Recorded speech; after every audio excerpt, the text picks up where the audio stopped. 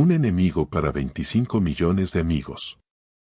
Los más insignificantes pormenores de la empresa del Gun Club excitaban el interés del público americano, que seguía uno tras otro todos los pasos de la comisión. Los menores preparativos de tan colosal experimento, las cuestiones de cifras que provocaba, las dificultades mecánicas que había que resolver, en una palabra, la ejecución del gran proyecto le absorbía completamente. Más de un año había de mediar entre el principio y la conclusión de los trabajos, pero este transcurso de tiempo no podía ser estéril en emociones. La elección del sitio para la construcción del molde, la fundición del columbiad, su muy peligrosa carga, eran más que suficientes para excitar la curiosidad pública. El proyectil, apenas disparado, desaparecería en algunas décimas de segundo, sin ser accesible a mirada alguna, pero lo que llegaría a ser después, su manera de conducirse en el espacio y el momento de llegar a la luna, no podían verlo con sus propios ojos más que unos cuantos privilegiados. Así pues, los preparativos del experimento, los pormenores precisos de la ejecución, constituían entonces el verdadero interés, el interés general, el interés público. Sin embargo, hubo un incidente que sobreexcitó de pronto el atractivo puramente científico. Ya se sabe que el proyecto de Barbicane había agolpado en torno de este numerosas legiones de admiradores y amigos. Pero aquella mayoría, por grande, por extraordinaria que fuese, no era la unanimidad. Un solo hombre en todos los estados de la Unión, protestó contra la tentativa del Gun Club y la atacó con violencia en todas las ocasiones que le parecieron oportunas. Es tal la naturaleza humana, que Barbicane fue más sensible a esta oposición de uno solo que a los aplausos de todos los demás. Y eso, pese a que conocía el motivo de semejante antipatía, y que conocía la procedencia de aquella enemistad aislada, enemistad personal y antigua, fundada en una rivalidad de amor propio. El presidente del Gun Club no había visto ni una vez en la vida a aquel enemigo perseverante, lo que fue una dicha, porque el encuentro de aquellos dos hombres hubiera tenido funestas consecuencias. Aquel rival de Barbicane era un sabio como él, de carácter altivo, audaz, seguro de sí mismo, violento, un yanqui de pura sangre. Se llamaba Capitán Níquel y residía en Filadelfia.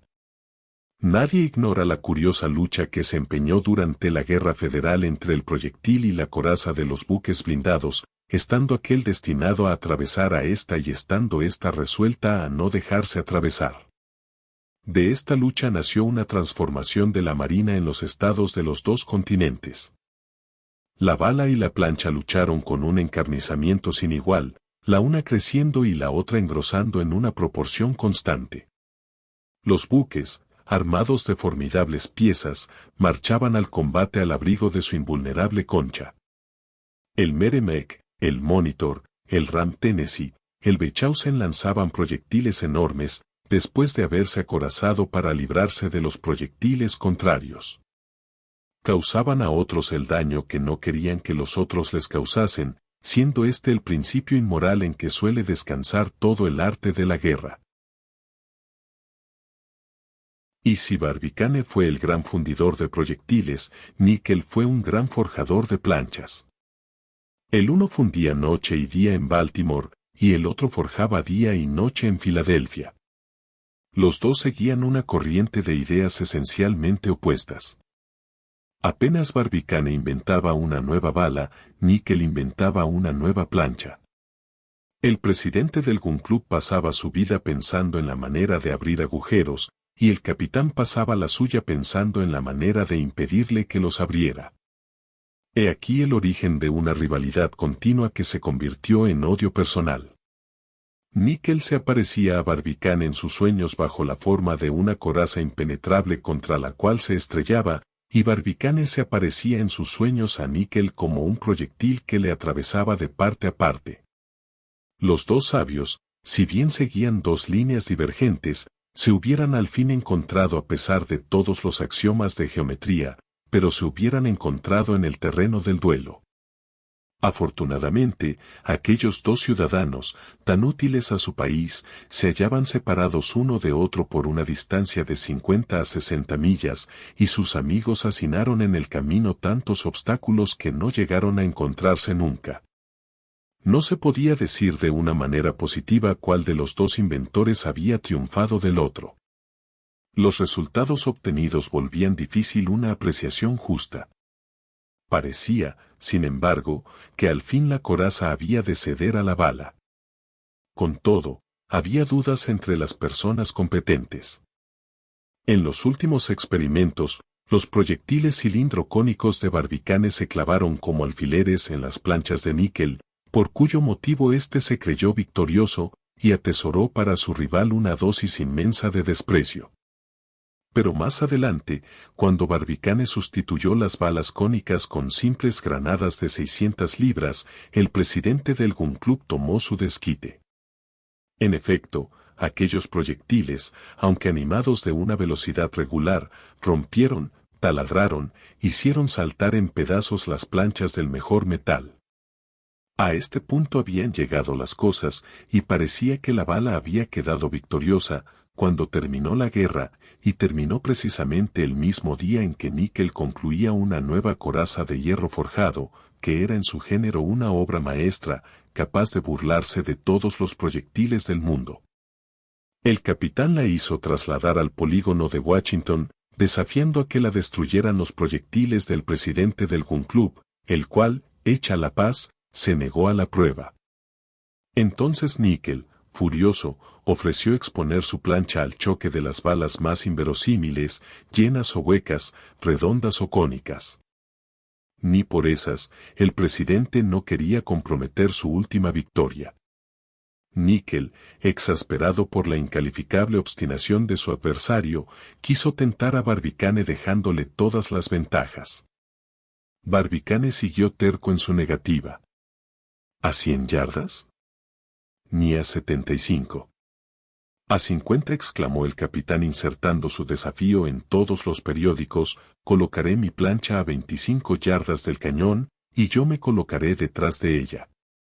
Barbicane hizo contestar que aun cuando el capitán Níquel se colocase delante, no dispararía un solo tiro.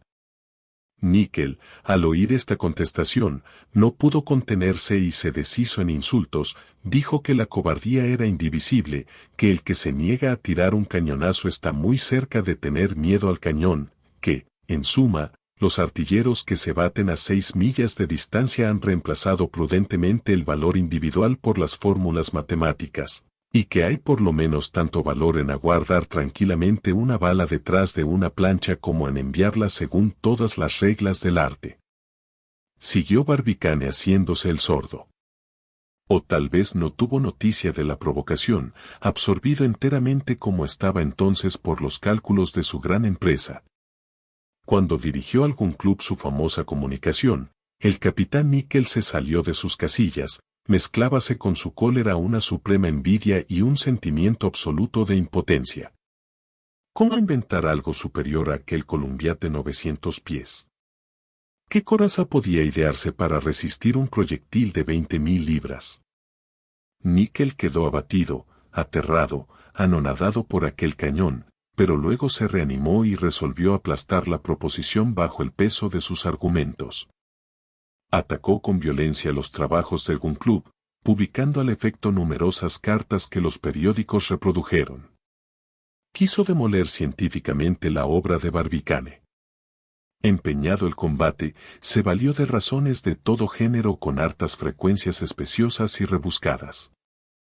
Empezó a combatir a Barbicane por sus cifras. Se esforzó en probar por A y B la falsedad de sus fórmulas, y le acusó de ignorar los principios rudimentarios de la balística. Echó cálculos para demostrar, amén de otros errores, que era absolutamente imposible dar a un cuerpo cualquiera una velocidad de 12.000 yardas por segundo. Con el álgebra en la mano sostuvo que aun en el supuesto de que se consiguiera esta velocidad, jamás un proyectil tan pesado traspasaría los límites de la atmósfera terrestre. Ni siquiera iría más a 11 a de 8 leguas. Más aún, suponiendo adquirida la velocidad suficiente, la granada no resistiría la presión de los gases desarrollados por la combustión de 1.600.000 libras de pólvora, y aunque la resistiera, no soportaría una temperatura semejante, se fundiría al salir del Columbiad, y convertida en lluvia de hierro derretido, caería sobre el cráneo de los imprudentes espectadores. Barbicane, sin hacer caso de estos ataques, continuó su obra. Entonces Nickel miró la cuestión bajo otros aspectos. Dejando a un lado su inutilidad absoluta, consideró el experimento como muy peligroso para los ciudadanos que autorizasen con su presencia tan reprobado espectáculo y para las poblaciones próximas a aquel cañón vituperable. Hizo notar también que el proyectil, si no alcanzaba, como no lo alcanzaría, el objetivo a que se le destinaba, caería y la caída de una mole semejante, multiplicada por el cuadrado de su velocidad, comprometería singularmente algún punto del globo. Sin atacar los derechos de los ciudadanos, había llegado el caso en que la intervención del gobierno era de absoluta necesidad, pues no era justo comprometer la seguridad de todos por el capricho de uno solo. Véase a qué exageraciones se dejaba arrastrar el capitán Nickel. Nadie participaba de su opinión, ni tuvo en cuenta sus funestos pronósticos. Se le dejó gritar y desgañitarse cuanto le diera la gana.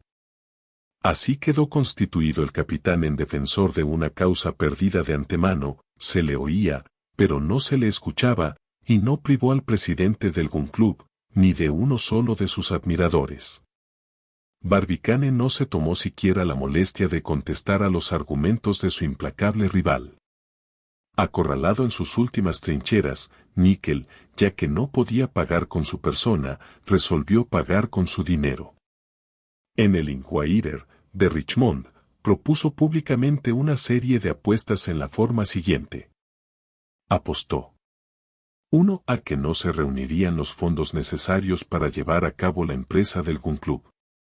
$1.000. 2. A que la fundición de un cañón de 900 pies resultaría impracticable y no tendría éxito, $2.000. 3. A que sería imposible cargar el Columbiad, y a que la pólvora se inflamaría por la bola presión del proyectil, $3.000. 4. A que el Columbiad reventaría al primer disparo. $4.000. 5. A que la bala no alcanzaría a más de 6 millas y caería a los pocos segundos de haberla disparado, $5.000. Corno se ve, era importante la suma que, en su obstinación invencible, arriesgaba el capitán. Tratábase nada menos que de $15.000. A pesar de la importancia de la apuesta, recibió el 19 de mayo un pliego lacrado. Era lacónico. Baltimore, 18 de octubre. Aceptadas. Barbicane.